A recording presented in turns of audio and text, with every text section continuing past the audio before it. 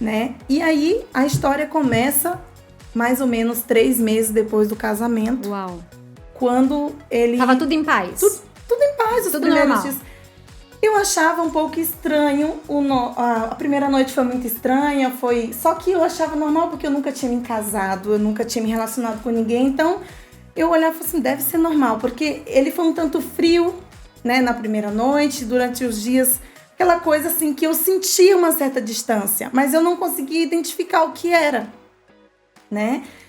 E, de certa forma, por não ter o conhecimento, eu acho que eu falei assim, não, deve ser normal, deve ser o jeito dele, né? E aí ele trabalhava numa empresa que ele passava a semana fora de casa e voltava só no fim de semana. E aí, mais ou menos, assim, não foi mais que 3 meses, ele chegou do trabalho e falou assim, ó, eu quero me separar de você. Uau! E do nada? Do nada, assim. E aí eu disse, oi? Como assim? Por quê? O que eu fiz?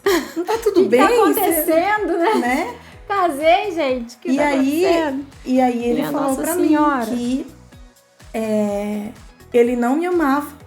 Que ele se casou comigo porque as pessoas diziam que eu era uma moça difícil, que não era qualquer homem que conseguia se relacionar comigo. E que ele fez uma aposta lá com os amigos que ele conseguiria me ter, nem que pra isso ele tivesse que se casar comigo. Meu Deus, eu tô chocada. Verdade. E aí, foi assim, foi um baque. Eu me perdi. Se eu já não sabia quem eu era... Nesse momento, onde estou, né? Deixa eu me... Menina! Eu me perdi. Completamente. Eu disse, Deus, e agora?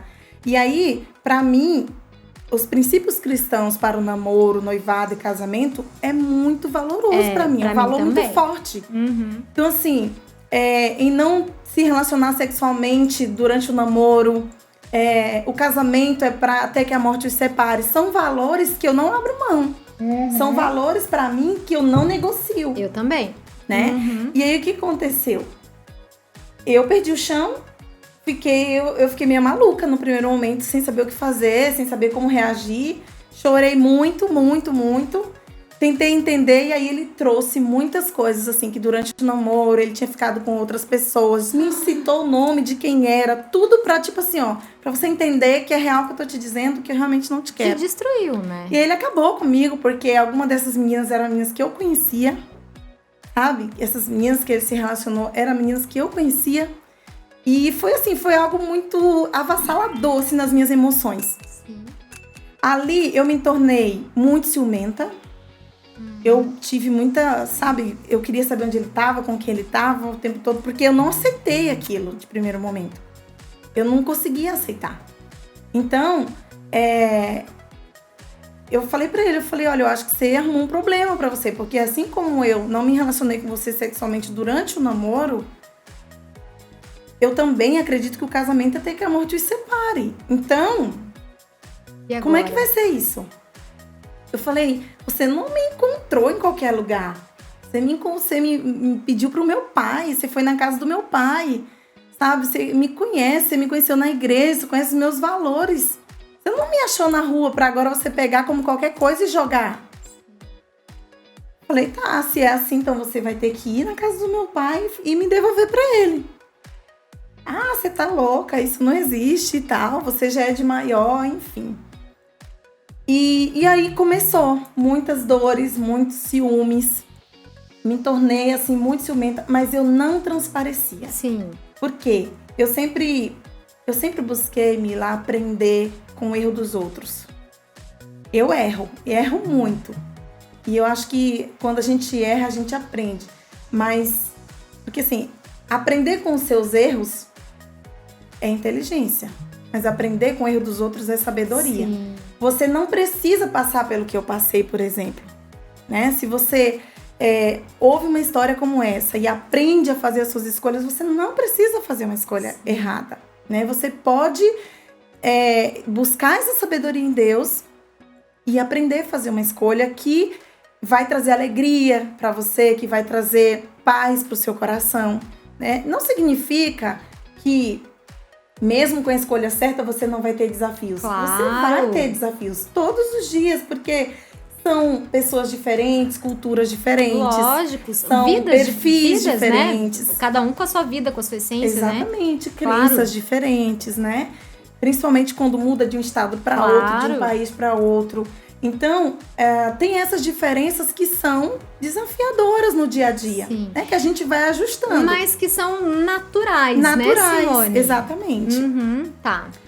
E aí, foi um processo, assim, de muita oração. Eu me joguei mais na presença de Deus, fui buscar mais a Deus, entender o que foi que eu fiz de errado, porque... No primeiro momento, fiquei com raiva de Deus. No primeiro momento, eu falei, Deus, por que o Senhor deixou isso acontecer comigo? Eu sou tua filha, eu te amo, eu sempre te servi, eu conheci o Senhor ainda pequena. Eu tinha esse nível de conversa com Deus, né? E por que o Senhor deixou eu chegar nesse ponto? Fiquei muito tempo indagando a Deus isso, né? E ali, Deus tendo misericórdia de mim, me dando graça. E um certo dia... aconteceu de a gente ir numa festa de família e aí chegando lá, ele ficou muito com os amigos, sempre me deixava de lado, sempre distante de mim, e aquilo me trazia muita angústia, sabe? Sim. Porque eu sabia que era desprezo. E o que eu sempre busquei? Ser aceita, porque tinha raízes de rejeição, né? E naquele momento era rejeição o tempo todo e aquilo me doía muito. E aí naquele dia, eu menti. Eu disse que eu tava com dor de barriga. Pra ver se ele ia pra casa comigo. Pra chamar atenção mesmo. Pra chamar a atenção dele. Falei, tô com a minha barriga doendo. Vamos pra casa? Ele olhou pra mim e disse, quem tá com a barriga doendo é você. Então você vai e eu vou ficar. Isso já era mais de 10 horas da noite. E eu falei, meu Deus, e agora? Agora eu não vou poder dizer que eu tô mentindo, eu vou ter que ir pra casa. E aí eu fui pra casa. E aqui eu abro um parênteses pra dizer, não importa o que você esteja passando, se você quebrar os princípios de Deus, Deus não vai ajudar você.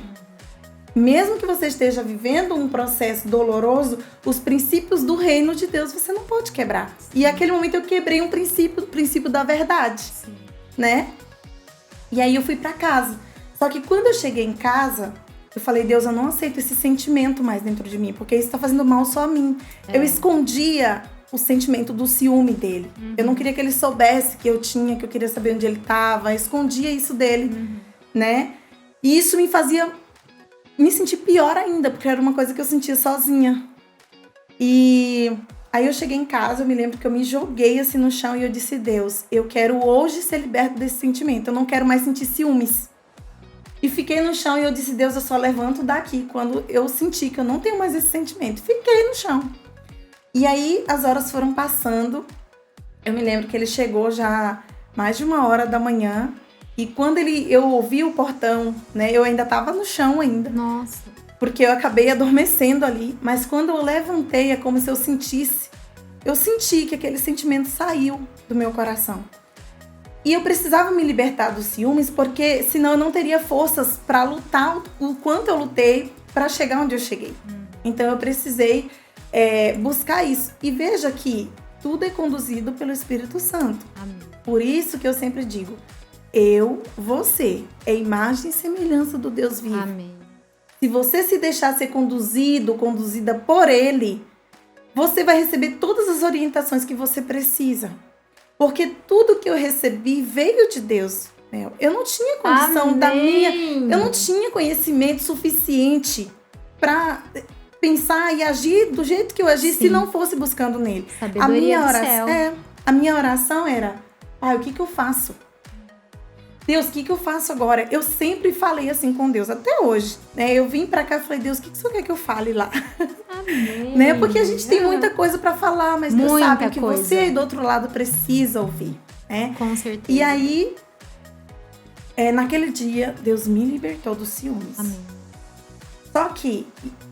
com essa libertação do ciúme veio as traições, né? Veio... E assim, ele deixava claro para que eu soubesse mesmo, porque ele queria que eu me separasse dele. E uma coisa muito interessante é que ele queria a separação, mas ele não queria sair.